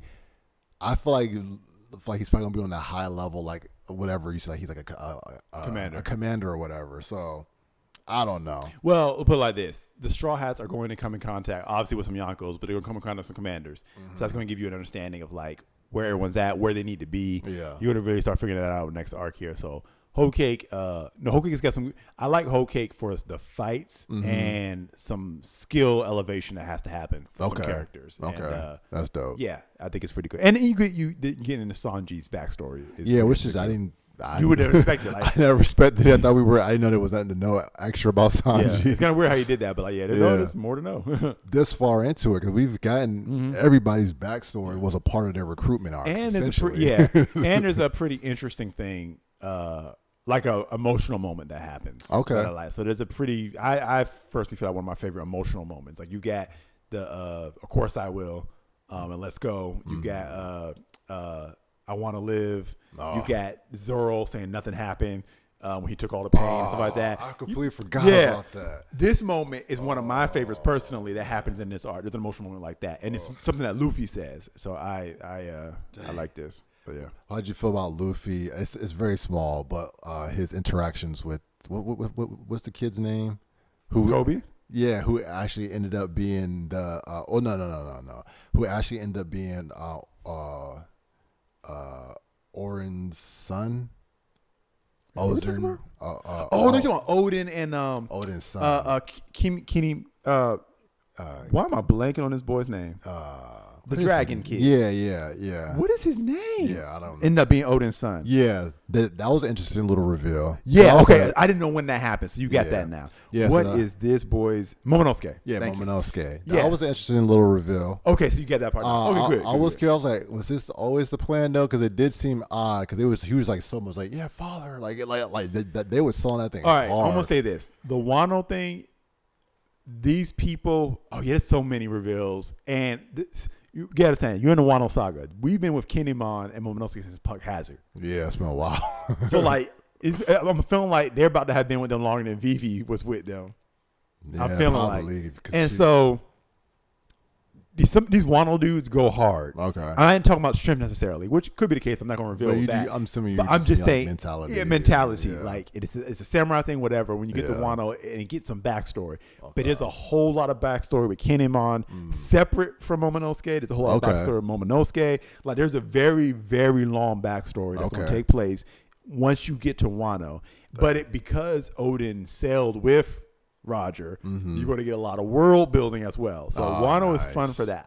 People hate Wano. I like Wano. Oh wow! Okay. And it's broken up into 3 parts, and like there's a whole section with a long backstory that gives you a lot of world building. Okay. But also gets into what's going on with these characters and everything, and they are serious. Like the same way that Zoe refused to reveal the truth to Jack and say that he was there or whatever. Yeah. Like they will go to the grave with whatever they're supposed to be keeping secret. The people on the island, a whole coming off of Dressrosa, it was so funny because like they're the complete opposite of Dressrosa. Yeah, like they was in the streets throwing hands. Yeah. No, I was like, I respect the minks. Yeah, like yeah, we all have our own ability. It's like everybody had the little kids coming out with like the little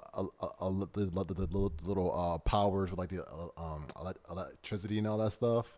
I think you remember that. they all have like some type of power where it's like an electricity or something like that. Oh, I but they all was like doing it. Like they all had it. I was like, dang, y'all just in the street. I thought that was gonna be like, oh no, we're like I'm used to the helpless villagers. Yeah. The little kid came out there and threw a punch. I was like, what the heck? Yeah. Complete opposite of Dressrosa. Yeah. Oh my gosh. Yeah. Actual competent island. Oh, you saw Zunisha, the elephant. Yes. Zunisha's the one that got rid of Jack ultimately. Yeah, because like the little he was talking to Momonosuke and was like, release me, like let me I need you to give me the command to allow me. And it was in the head, right? It was the voice of all things. Because Luffy heard it too. So they both heard it. So I assume it's something I didn't know what. It's called Voice of All Things. Okay, both of them heard it, but it seemed like it was talking. He was talking specifically to Momonosuke. He was like, command me to like do this, and I can't do it unless you give me the command. I was like, okay, that was interesting. So he gave him the command to do it, and then like so whatever the elephant's backstory is, did something that's like has its punishment. I guess he has to walk forever. Yeah, we're getting some lore here. But I figured there might be some. I'm like, there's no way they're not going to go into this more. Oh no, all this is going to be explained by the end of Wano. Everything, I think, every question relating to all this stuff will be explained. So no, yeah, it's not like this art was so small, but like it was good. I liked it. You had the poneglyph stuff they added in there. That's what's like. I don't know why people wouldn't rank it up. The Naruto references were funny when they met Raizo. Oh, yeah, that was. Because even I was like, "Do you know how to do the Shadow Clone Jutsu?" I was like, "Wait, is that just a ninja thing or something?" Cause I was like, no, "Wait, they were definitely representing Naruto." Okay, cause I was like, "Wait, well." Yeah, Jay was funny. That was actually bad for. He was like, "No, I don't do that." Like, and then y'all got all mad and upset. He started doing everything they wanted him to do. That was bad. That was pretty funny. That was funny. Yeah, but no, I enjoyed my time in that arc. Dressrosa was just so long and drawn out for me. Dressrosa went hard, but it was nice. A slog right there until the middle. Yeah, it was nice. I'm trying to think with Whole Cake. I think it's longer. It probably is, but it's got a lot of segments to it. It's not my favorite arc or anything, but it's like right now it's just like we're just barreling to Wano right now. Like we got to get to Wano. Like this is a detour in a sense, but it's like, but you got to meet Big Mom and you got to get her backstory. Okay, yeah, that's gonna be interesting. Yeah. There's a whole family situation there. Mm-hmm. It's family heavy on that island. Okay. I don't think it's too much of a story, but like everybody that's like on her crew is like, she has a lot of children. Okay. So like most of her commanders, if not all of them, are her kids. Okay. She just Big Mom is not just a name. Like she is a mom. She has a lot of kids. Interesting. Okay. Yeah. Well, yeah. No, I'm interested to get more into it. Where do you, having watched you, how do you rank the arcs? We had to split it up, part 1 versus part 2. Okay. Like pre-time skip, post-time skip. Yeah. Well, part 2, yeah. Post-time skip, how do you do it? Fishman Island's pretty low. Okay. Return to Sabaody was fun to me. It was very short, but I like Return to Sabaody. Return to Sabaody. If you call that separate, I think it's separate art. Them when they came back before going to Fishman Island, where everybody came back. Okay, yeah, I like that. Yeah. Zoe good to me. I'm trying to think how to rank this. I'm putting What came after Fishman Island? Punk Hazard? Yeah. I'm putting. Yeah. Let me just write down. After Post that, time 'cause skip. Has to be Punk Hazard. Post time What skip. else? One Piece arcs. So I can get it. Let's see. All right. Dang. How you got that? Dang. There's a lot of pre-time skips. Oh, but while he's looking for that, part of my whole thing with the calling the Blackbeard Pirates goated, they just went over to the Revolutionary Army's headquarters and jacked that stuff up. Oh yeah. No, I'm not, So I'm like, what the trying to heck? power scale the Revolutionary Army. It's tough sometimes. So I'm like, what the heck? What are y'all doing? My God, sometimes. One pirate crew came over. Well, I know he has a fleet now, but still, God dang. Shoot. All right, so we got Return to Cyber. I like that. Okay. Then we got Fishman Island, Punk Hazard, Zoe, Wano, Egghead, Elbaf. Wano. Some people like Egghead more. I put Wano above Egghead. Yeah, of course you haven't Egghead I yet. forgot to hear it. Elbaf isn't over yet, so Elbaf is ridiculous. It's ridiculous. That doesn't mean it's my favorite. I really like Wano, and I think a lot of people don't, but I like Wano, so I'll put Wano, Elbaf, Egghead, Punk Hazard, Fishman Island's probably at the bottom. Punk Hazard, maybe one step above Fishman Island. What happened on Punk Hazard? Well, that's I where you like got Caesar Clown. He was and funny then to you me. got the smoker stuff. That's where the team Law did, yeah. Law I'll give and- Punk Hazard a little step up because Law did heavy lifting there. I really like Law and his abilities. Yeah. Return to Sabaody and Zoe will probably go right underneath like Egghead for me, and then Punk Hazard, and then Fishman Island maybe. So where you got Dressrosa at? I forgot about Dressrosa. Gosh dang it. Oh my day. Dang, there's so much happened. Yeah, okay, I missed that. That's my bad. I mean, there's a lot of different. I mean, obviously, I haven't gotten that far. My problem with Dressrosa is just when it started dragging. But there was a lot of good stuff in Dressrosa all the same.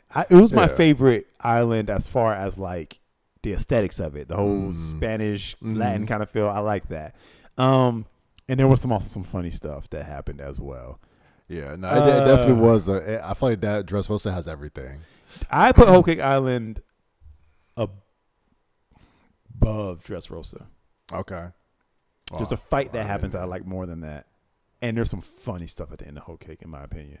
There's some funny stuff all throughout. All right, I'm going to just tell you right now. For me, Brooke gets some MVP points in Whole Cake. Really? Brooke That's carries this. For Brooke. Not he can't carry the art like story wise. He carries like performance wise. Like you had to give a report card to what the Straw Hats are doing, because sometimes the Straw Hats really sell a lot, dude. To some of these artists, sometimes you be like, "Boy, what did y'all do? Like y'all are pointless. Like send y'all back home."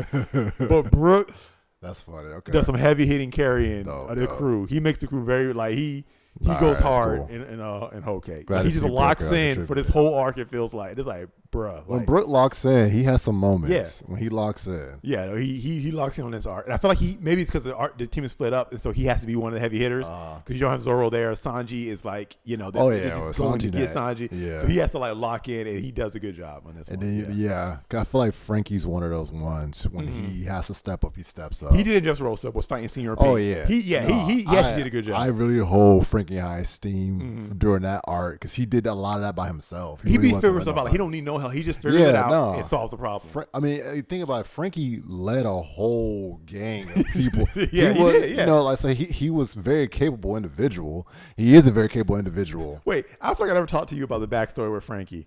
Something about him just standing in front of that train and getting hit. I'm like, it was sad, but it was also so ridiculous because he climbs up and like, I gotta repair my body. It's like I had to just say that arc was very like okay. It was wild, but it was also sad. But I don't know how I felt about that whole thing. It was all extremely. Crazy. I've always felt like that whole arc is very weird to me. It was because then you have the whole fight between Luffy and Usopp. Yeah. Then you have him being Sniper King, which for lore reasons is nice. I'm glad that Sniper King exists in the lore, but when you just think about it, it's just like what was just so random. The whole Water 7 arc, you know, which I actually really like that arc. Yeah, no, it's very good arc, but it's probably some of Usopp's best moments as far as action. Yeah, like he put in work against Luffy. Yeah. And then became Sniper, did all that stuff. Like he actually did some stuff. Like he did more there than he's done like later on. Shot down the flag. Yeah, exactly. Like he's done more there than he did later on. Well, I mean, he did in Dressrosa. Had that shot. Accident. But no, I'm talking about the shot where observation. he used observation hockey. Yeah. So he had that moment. So again, but yes, God Usopp, all that stuff. But look, he did do. I am the least when it comes to Usopp. I am not an Usopp fan, but I have to give him props for when he gets over his fear. He usually does come in clutch. But I am not a Usopp fan by any means. Yeah. But Dressrosa was a good arc for him, I will say. Man, that's the God Usopp thing was just ridiculous. I rank Hokage Island lower than Dressrosa, which is pretty crazy, probably. You rank Hokage lower than Dressrosa? No, higher than Dressrosa. Oh, higher. So that's okay. kind of crazy, I'm sure, but I like Hokage. Okay. Well, I'm looking. That's where I'm at now. So, looking forward to getting through that. Yeah. Okay, what else we got? Let's see. Talked about that. So yeah, we're talking about the leagues. That's what. Oh, let's do the meme for. Let me give you my take on this Avatar thing. Let's go back to Avatar for a second. And I'll do big. Okay. Okay. So, all right. I'm not sure who would win, but Korra will be the first to die, even in Avatar state. Fight to the death is come out alive. Here's my thing. It's fun to disrespect Korra. Yeah, it is. But I try to be logical, right? And it's not. And even though I'm saying that, it still ends with me disrespecting Korra. But I was like, I came in, so let me be logical. She's the Avatar. She can go to Avatar state freely, better than Aang ever could until in the series. And I'm like, she should win this, right? Or win some of this. But as I kept thinking about it and thinking about feats and looking at them, I'm like, nope, she still loses. And the reason why is she lacks something that all three of those people have: killer instinct. Okay, well, because I was gonna say I feel like she can get Zula. Even Aang has killer instinct. And you would say, what? Aang doesn't kill. It's not about the killing. When I say killer instinct, I mean it's this skill in combat where you have it's a mix of reaction time and knowing just what to do to disable your opponent and win that fight. And but end of book 3, Toph always had it. End of book 3, these 3 characters were beasts at it. Aang too. Aang's pacifism, it didn't even hold him back. He would still win fights. But it's why you wouldn't say he has killer instinct. Yeah. But Aang just knew. And then once he trained with Toph, it just got even better. He just knew how to win a fight. Yeah. He would most times run, but that moment the Fire Lord, the reaction time. And yes, it was because Toph taught him, but it's that's killer instinct. That striking moment. Yeah. When I think of Korra's fights, she beat Amon through the most random plot contrivance. All her bending stop, and then her air comes out. She's a brute. She's a tank. Yes, she mastered. I'm not trying to think anything from her. She mastered the elements very fast. She skilled those elements, but she's a tank, and that's why she couldn't learn airbending for so long. She just brute forced her way through. Yeah. And these other characters could dismantle her. That's the thing, because the brute fighting failed every time in the original series. Brute fighting characters never won. Yeah, Zuko was always getting clowned early on because of that. It was his brutality style. Yeah. But people who were skilled, and most of the A-list characters were skilled people. Ozai was so scary because he was brute, but he was also skilled. And so Korra just feels like brute. You don't get that finesse, that deftness with her fighting style. And maybe that's just the difference in the fighting styles in that series later on. Yeah. Maybe no one's really hitting it like that. But then you get to book 2, she pulls out the win, but that has more to do with the cosmic stuff that she was able to do, willpower, give her credit for it. But it wasn't there's no skill moment. That skill moment when Katara freezes Azula. That skill moment when Aang reacts and blows the fire back in the Fire Lord's face. Yeah. Every skill moment of Toph, she doesn't have any moments like that. She doesn't beat Zahir on her own. And then by that, she's nerfed after that fight. So it's I feel like because Azula was arguably still stronger than Katara, even in her insane state. But it wasn't the strength. It was her reaction to her skill level that Katara was able to beat Azula at the end. Yeah. Okay? And so Katara versus Korra, I feel like it would be the same thing. She could off balance you. That was Azula's main thing. She would rage bait everybody and get them off balance, and that's why they would always lose against her. Oh yeah, she would sometimes have help from the Dai Li. She have her crew, but she was just good. She was getting your head. Yeah. If she could do that to Aang and Sokka and Toph and all them, if she could do it to Toph, she could do it to Korra. Nah, she would get. Korra she would rage bait Korra so easily and then beat her. Even though Korra is probably technically stronger than Azula. And that's what I'm talking about. And if Katara can beat Azula, She clowned Azula twice on the Crossroads of Destiny episode in the book 2, and then when she fought her when Zuko was hit by lightning. So Katara could pull it off, and then Toph is just Toph. Like we love to hype up Toph, but it's legitimate. I was looking at this. I was like, for sure, Toph. I was thinking I'm thinking about in terms of she's the Avatar. Yeah, but after you explain it, I do see what you're saying in terms of like the skill level. Like being able to like really be a strategic fighter. I need to really watch the second Avatar, the Legend of Korra again, because I really do not remember a lot of her feats. That's a problem, and that's like so I think she's stronger than what she's given. Like they just really almost went out of her way to make her the writing just didn't help fail her. so much. And I understand they were trying to tell a different kind of story, but when you start doing power scaling and stuff like that, she is stronger than everyone there. I'm not disputing that. But would she actually win? I think they could get in her head and disable her. I just think they could. Because I'm trying to think with the villains she fought against and struggled with, would any of those villains have been any problem in the first series? And Amon, I feel like no, because his whole thing, his fighting style, without villain that he was a waterbender, was the kind of stuff Aang was doing on a regular, like dodging stuff, moving like that. Yeah. I mean, Ty Lee was doing that stuff. Yeah. I just felt like nobody had an answer for his style. Yeah. Like I don't know. I mean, and again, I think it's a different style. I think what I'm really realizing is the fighting animation and the fighting styles were just different. Yeah. And the second series to the first one. The first series, everybody just looked dope. Like whatever you were doing, you just looked dope. Like everyone just felt menacing. Like even the villains just felt so. Like I'm thinking about even the. What was it? Zahir's crew. Yeah. Like all of them feel like weak versions of stuff we saw in the first. In the first. Yeah. I feel. So and then you had the Earth Kingdom girl, right? Oh, Kuvira. Oh yeah, that was a psychological battle, and that was Korra at her weakest. Even Korra would have did better if she wasn't so traumatized in that fight. Yeah. So Kuvira, Kuvira would be easy. Yeah. So I'm like, Zahir. I don't think he's better than Aang. Yeah. I don't think he's better than Aang. Yeah. I just it's like I don't know. Maybe it's more of a writing issue. And Team Avatar just went hard. I'm sorry. Team Avatar just went hard as a unit, as a team, and they did not go that hard together. Yeah. Like they had a lot of Team Avatar for Korra had a lot of like separate fights, but they would have some unified fights sometimes. Team Avatar from the first series, and they would just get stuff done. Like it was they fought well together. Yeah. But that's my take on it. Yeah. Sorry, Korra. I try to give you a fair battle. Honestly, I think you like that killer instinct. Yeah. All right, what we got up here? All right, we could either look at the SCP video, which probably take the rest of the time, or I can do my my Gar. Okay. Rant. Well, you want to do your Gar rant? All right, so this is Gar. And should I try to do this in his voice? I probably won't be able to keep it up. All right, so this is Gar directly after the Konoha crush. Everything's over. He's back home. So he's having a meeting in whatever the Hokage quarters, wherever the council will be meeting and stuff like that. And he's like, all right, I called this emergency meeting. It's Gar. I've called this emergency meeting because come to my attention that y'all been gaslighting me since birth. I've been on these A-rank missions, never been touched ever. And y'all led me to believe that I was the greatest thing since sliced bread.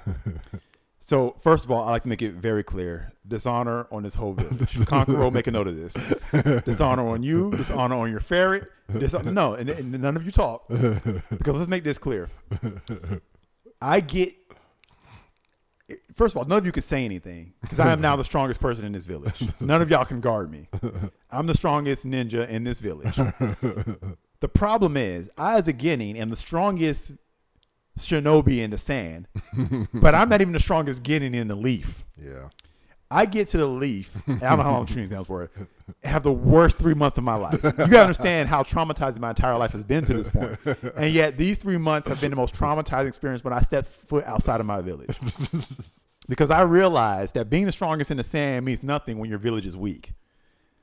I get into a fight and get punched in the face by a bug-eyed Genin who can't even infuse chakra. Oh my gosh. Do you know what it's like to get punched in the face when you've never been punched in the face before? No, I don't think you understand me. You know what it's like to get punched in the face when you've never been punched in the face before, when you don't even think it's possible for anybody to punch you in the face. Oh my God. All right.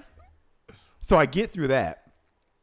Then some dude the last survivor of a genocide with magic eyes wasn't even here for this fight. Shows up in the second round because this is the prelims, mind you. He shows up in the main round of the tournament and proceeds to do the same thing the bug-eyed ninja who can't even infuse chakra did. He wasn't even there to see it. Then he pulls out a jutsu that only other one shinobi in this village knows that he just learned 2 days ago. Yeah. And proceeds to make me bleed. I've never seen my blood before. Do you understand what it's like to see your blood where you've never seen your own blood before? Where you didn't know it was possible for you to ever see your own blood? You did not prepare me for this. Here's the thing. Lord. And shame on me because I should have realized y'all were lying. You told me that I was inhabited by the spirit of an old monk. That really didn't make any sense. I don't know why I believed that. Turns out I have something called a bijou. There's 8 others of them, and the strongest one is in the Leaf Village. Matter of fact, the first Hokage of that village is the one who gave us the bijou that's inside of me. You didn't think this was intel I need to know before you sent me out here to this village who gifted us the beast, and I'm supposed to be the secret weapon against this village? And they have the one with the most tails. So, mind you, I don't know any of this. After I get beat by the bug-eyed ninja who can't infuse chakra and the last survivor of a genocide who just learned a new jutsu 2 days ago, I then get headbutted in the face by a yellow-haired yapper with ADHD. Do you know what it's like to get headbutted in the face when you've never been headbutted in the face? Oh, my God. By a yellow-haired yapper with a learning disability? Learning disability. But you know he's pretty cool. So let me know if he's on AOL Instant Messenger. 'Cause I like to talk to him. He's actually kind of cool.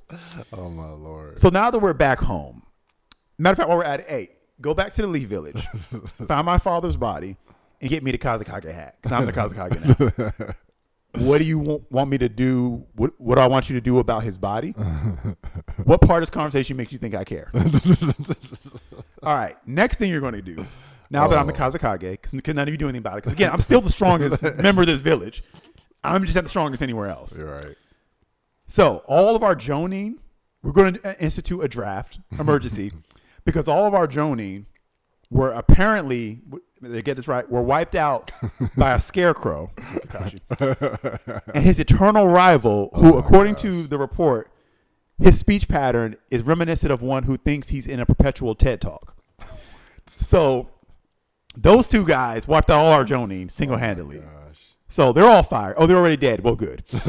So we're now going to institute a draft, and we're going to start over. Bring me the academy curriculum because we're throwing that out.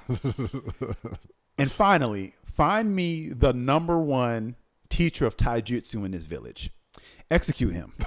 After that, go find the #2 teacher of taijutsu in this village and tell him to meet me at the dojo. We're going to start on Monday. And oh my gosh, that's pretty much it. Everyone's admit. Oh, what's that? We got a word from the Leaf Village. They want an alliance. Let's do it. Matter of fact, cancel that other order. Go ahead and execute the #2 user of taijutsu. I'm going to go learn abroad. I'm going to Leaf Village to learn taijutsu. So I don't have to get punched in the face again. Oh dismissed.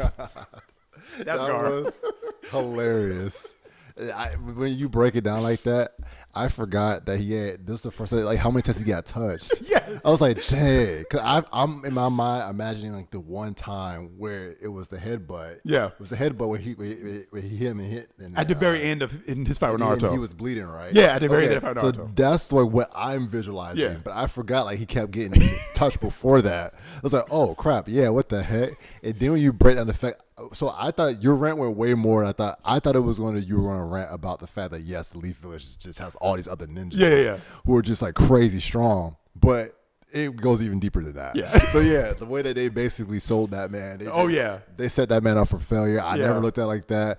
The fact that he even had the strongest Bijou, like dang, that's crazy. Like, why is the Leaf so OP? Exactly. Like, why have all the? Well, I can't say. I'm gonna say this, but I understand. I already know the answer to it. Why has none of the other villages? Why did they let the Leaf get so strong? But it's like I just think about it. It's like they can't do nothing. There's nothing you can do. But then I have to remember, Konoha literally has all the Hokages, like the people who started like everything. Yeah, like you understand. It's funny memes all the time. But it's like the only ops the Leaf have are the Leaf. Yeah, Like- literally, they fight among themselves. Yeah, every villain that has ever done anything to them is either a rogue Leaf Village shinobi or was trained by a Leaf Village shinobi. Dang. Like that's it. Like that's all that's ever been crazy. able to touch the leaf.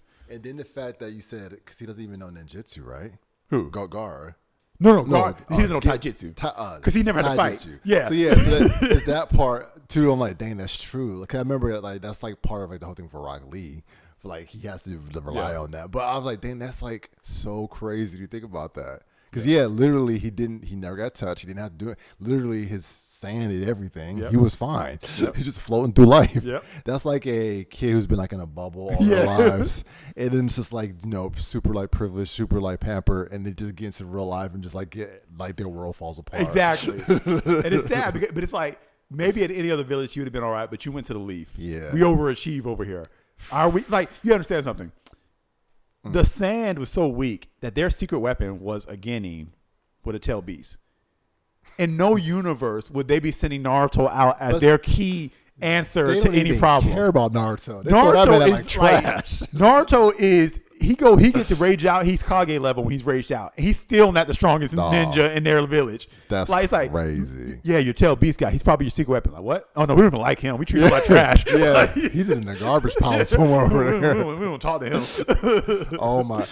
So what was the? You said that's a scarecrow. Oh, Kakashi. Okay, so why? And then His eternal rival, God Sensei. oh, that's the part I missed. That's the part I missed. His eternal rival. That's hilarious. Because them two were just taking care of all the Sanjo. And the sand is weak. Like I'm sorry. Dang. And then Kazekage gets snuck by Orochimaru. So he doesn't even do anything. Yeah. So it's funny because they really do set the sand up like it's like Gara comes in like, oh, he's so. I mean, he's creepy. I'll give you that. But it was like it wasn't nothing that nobody couldn't handle. No. That's crazy. And all of them at their weakest. Yeah. Like that's Naruto at his weakest point in the show, essentially. He only learned how to access the chakra nine-tailed fox like right before he had to go fight Gaara. Gaara been crazy. using his Bijuu's That's power crazy. for his whole life. That's Naruto crazy. gets access because Jiraiya unleashes the seal for him, and then teaches him how to use it, and then he goes fight That's Gaara. another thing I'm not even thinking about the legendary Sawning. Yeah. You have the three of them. Just well, what's her name? Wasn't there at that point? Was she? Tsunade came later. She's the one that actually made the alliance with the sand. Okay, but she wasn't there during the training exams. No. They went there Yeah, after but, that. Yeah. Okay, but yeah, so Orochimaru technically was there because he was obviously doing stuff. I'm just saying, dang, that's not even counting. Like, yeah, it's just too OP. Yeah. The leaf is too OP. Like, if there's like, I don't even know, like, there's no need to have any wars. They're just too OP. The wars were people teaming up to try to fight the leaf and failing repeatedly. Dang, that is crazy. Like as much as I clown the third at his old age was still considered the strongest out of all the Kage. Really? He was still considered the strongest Kage up to his death. I've always had a hate relationship. It's not even love hate. I've always had a hate. I've never respected the third. I've always put trash on that man's name. Now I don't.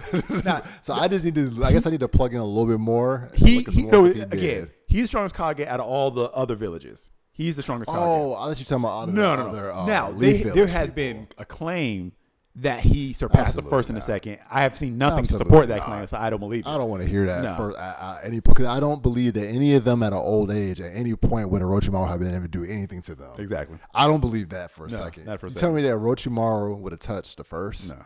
Orochimaru can't even touch Madara, in my opinion. Yeah. And I think 100%, technically first is probably. I mean, I guess he's a toss up between him and Madara, but I would say first was always stronger than Madara. Okay, so no, yeah, Madara never got stronger than the first. So then until he put the first cells in himself Yeah, that's in the right. final war. That was it. So I feel like Orochimaru can't even touch Madara. He can't touch Madara. He can't touch the first. He can't touch the second. He can't touch anyone. Yeah. It was No. the second either. So yeah, I mean the fourth, he didn't get a chance to do that much for that long. I mean, look, if we but- want to, the fourth is like I just think that it's he like would have first. been. Well, Naruto, Hokage Okay, Naruto, just if you pass, okay, yeah. first, probably fourth, second, third, and then Tsunade. You got a bunch of randomness after that. And Tsunade. we don't No, care I feel like about- Kakashi. Gosh dang. But you got Kakashi, and you also have what's his face? But I don't know if you Donzo wanna don't count him, because but they don't even put him in the numbering I anymore. want to see Kakashi is so hard to rank because theoretically he's supposed to be stronger yeah, than. Charlie Horse. God dang. Oh dang! That's bad, especially with the other leg. Yeah, no leg. What the heck? God dang. Y'all don't know. My body's Zell sabotaging me. tore his patellar tendon, so one leg's already out of commission right now. I know, so I can't. I need this other leg.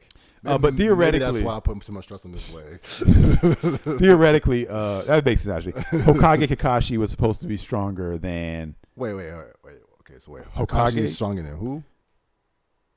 Everybody else.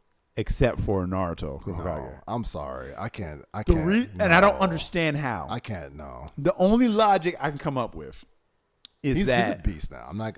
Yeah. I'm not. The only logic I can come up with is that the Sharingan was nerfing him. We're nerfing him because he could never close his eye. It was always on. Okay. So it was always draining his chakra. You remember how in part 1 he would do one thing and then he would be in the hospital? Like he had no stamina, he had no chakra. Like, yeah. So how strong was Kakashi, or like his? Because he was a kid when he got it. Right? He was already Jonin level. He was a Jonin, and then he got the Sharingan. How much did that kind of subvert his natural development or his growing chakra pool? Because it's always being drained by like it's like having a background on your computer that's always running. So it's taking up all your resources. Yeah. So once it's gone, he's still highly skilled. He's still been through everything he's been through. And then he gets to like work without having the Sharingan on. Like, does he forget all the jutsu he learned? How does that work? I don't know. But interesting. Like the books that are written, it was like novels and like that. He's supposed to be like dumb strong. Yeah. Like he's still like up there with like the way where Naruto and Sasuke are. Not strong as them, but like close supposedly, even without a Sharingan. So if that's the case, then that would put him up there above the first. I wouldn't put him there. I have to see. I would still put Naruto, Hashirama fourth, Kakashi second, and then third, and then Tsunade. The first, man, like that whole backstory when he started showing them, that was just some of the dopest moments of Naruto for me.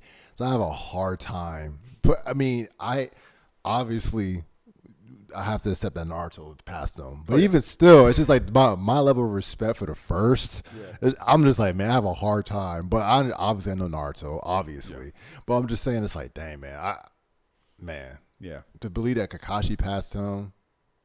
I think it's hard for me to say so. Even without I guess I see what you're saying without the Sharingan that he can not drain. But that's my logic. But I don't understand any other way why he would be that strong. Yeah, I mean Kakashi's dope. I mean like there's ninja who I have like a top tier god level in my mind. So that's the first. That's Madara. That's Naruto and Sasuke for me. I guess you can. Yeah, I'll just leave it at that. But then I have always in my head, my next tier would be like a Kakashi and a Guy. Yeah. Like, Guy for me, obviously I know he did what he did because he was opening the gates. But that was still like one of my favorite moments of Naruto. But you also got to think, giving Kakashi some credit, he's still that strong at this point. But how many gates did Guy open during the war when they were fighting Obito and Tail Beast? It was either 6 or 7. But him and Kakashi were fighting evenly. Okay. I don't remember like how many. With Guy having gates open, that many gates open, him and Kakashi are fighting like relative to one another. Kakashi's a beast. He's trading hands with Obito. Yeah. Obito through the fight, but still, like Kakashi is really dope. Yeah, dang. You gotta watch out for them Uchihas, man. Not even a Uchiha. No, I know. But I'm just talking about because you talking about when you brought up Obito. Yeah, Obito. I was like, damn, I won't even think. Again, the opposite of the leaf or the leaf. Like that's just it. Dang, man. Like that's it right. That's crazy, man. Yeah, that's ridiculous. Look, they had an entire dope, like a part of their village was so strong that they felt the need to commit genocide. Again, can you imagine that? Like, it's like, we're so strong. This particular subset of our village is the strongest, apparently. So we have to take them out. Yeah. I'm like, but did you do that? Because you would think, well, if we do that, now we're going to our military powers up. Now we're good. No, we'll be fine. We can just nuke part of our military and not have any issue. It's just like, what the heck is going on? That's a good point. What in the world, man? Yeah, we still got the Hyugas. We're good. We're fine. And then and still, no one gives a crap about Naruto. They have a Tail Beast running around. And they don't even bother to train him. Nothing. It's just like... That's like we don't even know if he's gonna pass the academy. That's no big deal. We're fine. You put Naruto in any other village now, based off of what happened with the Sand. The Sand was like, please let us have Naruto. Yeah, exactly. We'll take him. We'll make him a Hokage right now. That's an interesting alternate universe if they had traded villages. Dang. But I mean, at that point, Gar would have been even less relevant. Yeah. Well, I don't know. Maybe they would have. He would probably just been more of a normal ninja. Yeah, he probably. I mean, he probably been dope. I don't Naruto know though, is but I don't know though because the way he threw Naruto in the trash. But Naruto had no talent. It felt like so that's why he didn't do it. But Gar probably would have because of his sand, he would have been skilled, so he probably would have excelled. But he would have had to learn how to fight. Yeah. Who would have been his teacher? But that would have been taught to him. Yeah, maybe he still would have had Kakashi as a teacher. That would be a good alternate universe thing to write out. Let's talk about what we're going to be doing. Oh yeah, the next several weeks. Yep. Whatever the name of it is, it's going to be like a creative hour with the Barnes Bros. Like, let's chill, write and chill kind of thing. We're turning on some like lo-fi music, some ambiance music, whatever it is. And we're going to first half of the broadcast, hour 1, be like this. And then hour 2 is going to be, we're going to work on projects. So we're going to write. Okay. If you're not a writer, that's fine. But it'd be great for anybody who's trying to work on a book. You've been procrastinating or you hit writer's block. You're going to chill with us.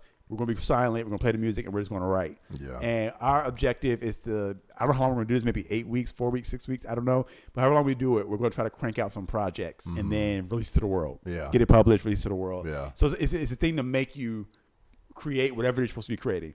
So maybe you don't write. Maybe you're an artist. Maybe you make music or whatever. But you can work on that while we're doing spend that hour, 7 p.m. to 8, with us on Fridays, and it's like we're going to work. We're going to hold each other accountable. So you can always drop in the comments whatever you are working on and all that kind of stuff, and say, hey, this is what I'm working on, and we're going to all sit here for an hour and work together on whatever projects. So for me, I've got some projects that I need to finish up. I'm technically ghostwriting something for someone right now, so I need to finish that up. Cool. And then me and Casey have a marriage book that it's pretty much done. I actually need to go through the publishing process. Okay. So through Amazon KDP. So I kind of need to use time to do that. Okay. So I'll probably spend the first 2 weeks doing that, and then after that, I got to decide what my project's going to be. I'm thinking about it now. I have a lot of things I've started writing, so I'm trying to lock in and decide. I don't know. Maybe it would be cool to do like a little community thing. I don't know. Maybe I can figure something to post it, and then we can just vote on what I do. But I have literally like at least 2 or 3 that I could work on. So I'm just trying to decide what I want to do. So I'm considering, should I work on Legends? I thought about that too. That we could do that. Like we could like find all that stuff. Yeah, if I found the stuff. I mean, if it's pretty much written, I would just. What I'll probably do is write like episodic format, and like if we were to release it, like chapters in a sense, like that's a good short idea. ebooks, but it's like they're all like they're not full size, but it's like each one is an issue, a story that like Should we start doing? Remember how we first started Barnes Bros? We were doing like introducing legends. No, if we do write it, again. we should talk about it, and we should talk about it the same way we talk about anything else, like lore and all that kind of stuff. We should definitely do that. Nah, I thought that'd be pretty dope. Yeah, but I guess we're going to go ahead and wrap it up there. Yeah. I gotta go watch the game. Jenny has to go watch the game. I'll probably watch it as well. See what LeBron James does. See if he can continue to hold off KD, or if Kevin Durant will. I don't know if he's in this game. He was questionable for the Slim game, Reaper and do what he does. But anyways, guys, thank you so much for being here. Be sure to tune in next week. We'll start doing our writing thing and have some fun. Yep. Until next time, guys. See you. Peace. I realize I'm not ready. I don't know what the ending thing is. Yeah, because you said hit the live. Oh, this one. Okay. See you guys.